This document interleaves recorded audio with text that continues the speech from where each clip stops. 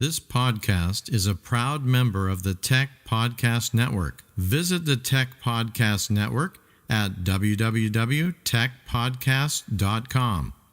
If it's tech, it's here. Welcome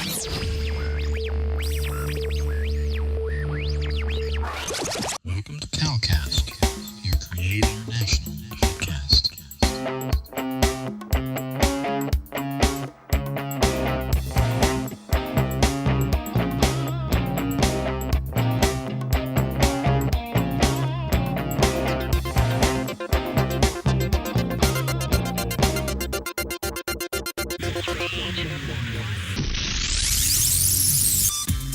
Gospel Gadget Podcast, episode 46.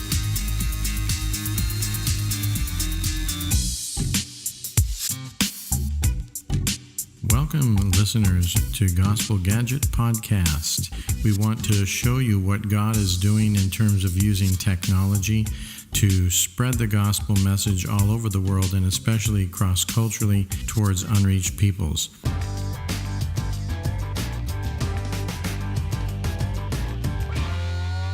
Well, these devices have been around for a few years. More and more missionaries working with unreached people have started to use them. I know an organization called Renew Outreach has produced a new device that still is getting some of the kinks worked out in it, but it has a tremendous list of features, maybe more than is even necessary. It kind of confuses people. But how would you compare these previous TP-Links, which in some ways I really like better, in some ways they're more effective for evangelism. How would you sort of compare them to the new Lightstream pockets that are out there?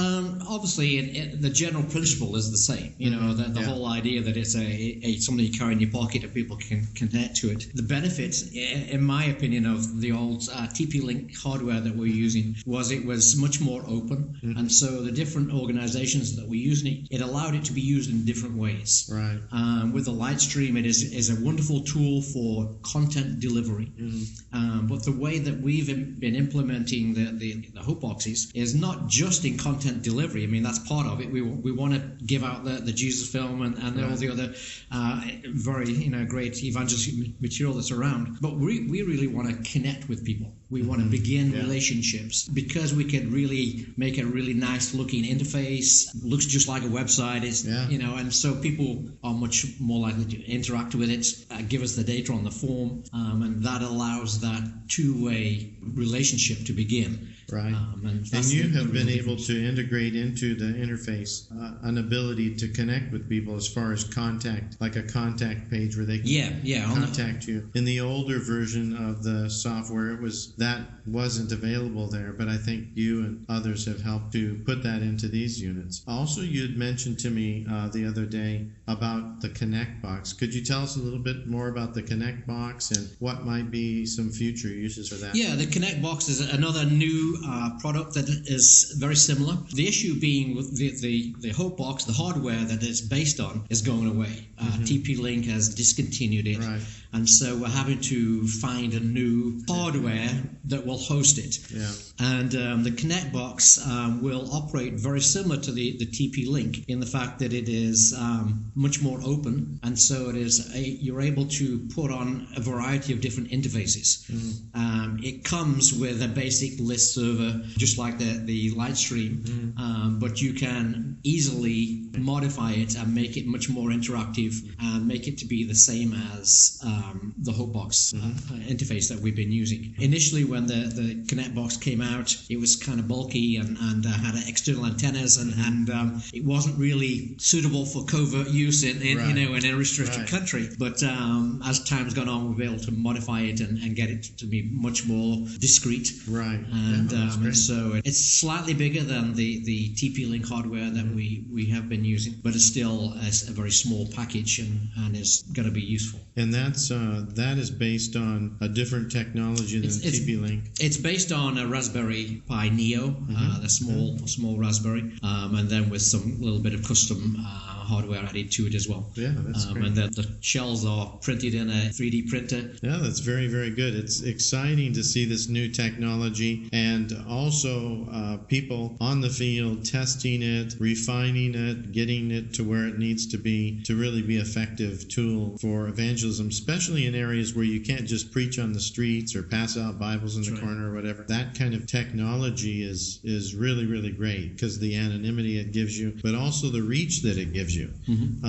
And what we tell people is this is not taking the place of you doing personal evangelism. Not at all. But it augments your ministry. It adds another layer that you're actually able to increase the scope of your reach. And your I tell people the same thing. It's nothing replaces our responsibility as believers to be witnesses and to do, play our part in spreading the gospel. But there's just another tool that will help us to establish relationships. And we live in such a media and a mobile saturated world today. People live on their devices literally for the amount of time the average person spends on their device. And so if we can get into their devices, it's much more easier to them to get into their lives. Yeah. And so there's a friend of mine, he has a saying that for people, the truth is in the pocket. That's right. When people want to know something, what do?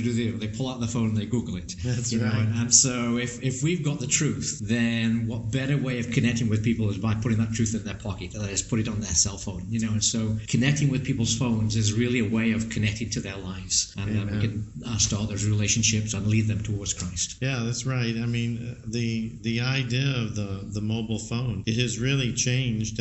It's really no longer a mobile phone. It really is a personal digital device that people live within that device. I mean, it is definitely linked to reality, to how they get information, how they find truth, connect with friends, family, all this. It's really become something that for many people is not an optional extra. It's really an essential part of their living in this world we live in today. So figuring out how can we produce content and create technology that's going to help us get on that screen of each person, especially those who haven't heard of Jesus. That's a real key thing for us. You also mentioned to me that there already is an app available where you can potentially utilize your own mobile device to create a similar kind of technology to these Wi-Fi devices. Could you explain that a little? Yeah, there's an app developed by a group called Pirate Box. Sounds like a good group of people. Well, yeah, I like those kind of people. I'm not sure that their intent in building the app is the same as ours, but we can take their work and use it for a different purpose. Yeah, definitely. And so if you works on an Android phone, you have to root the phone, unfortunately, right. So it will void your warranty or anything like that. Sure. But you can install the app on your phone, and basically it will turn your phone into one of these kind of devices. And so any content that you have on the SD card, you could make available to people. So it has the ability to sort of lock down a section of your memory on your phone, where it still keeps you fairly secure from being hacked by someone linking into it. Yeah, I mean, I wouldn't recommend doing this with your primary phone. Yeah. It would be something you would buy a cheap phone for ministry for. Sure. And then if somebody does hack into it, which we do, there's not much there. But it is definitely a possibility to have the app on that phone, and then any content you put on the SD card could be served. You can still have an interface.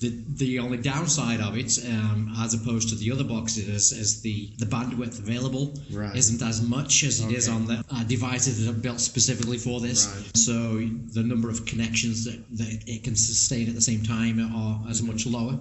But in many situations that might be enough anyway, because generally you're not having a lot of people at one time. It might be 2 or 3 people at the most sitting in a coffee shop session who've connected to that device. So it would still work. So this is really exciting. We've covered sort of what we've done in the recent past, what's been created and used, what's being used now in terms of some new devices and things. Do you have any vision for the future? I mean, do you have any excitement, any ideas exploding in your mind that you're thinking, man, this could be the next thing? I don't know how we'll do it, but this is what I would like to see happen. I mean, there are so many possibilities. I don't have one particular thing I'm thinking of, but I believe that we are limited only by our imagination. Yeah.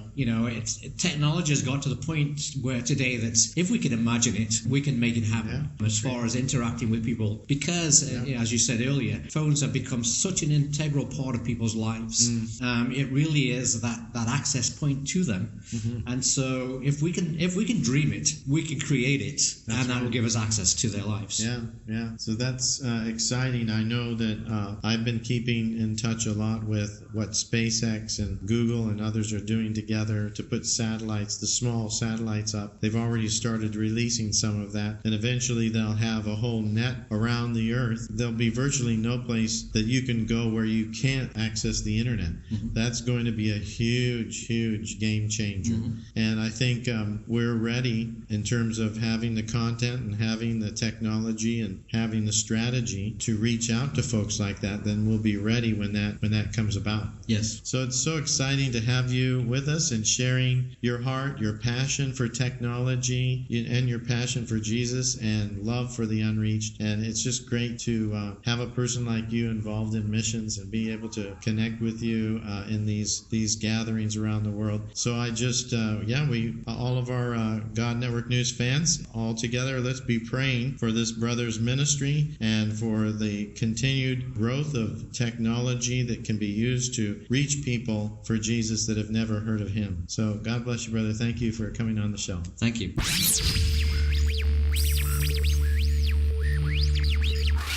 If you enjoyed this episode, please consider donating to help us continue to bring exciting stories fresh from the field. Visit our website at godnetworknews.com and select the PayPal link on the right side of the page, or consider becoming a Patreon partner to receive access to more valuable materials exclusive to our members.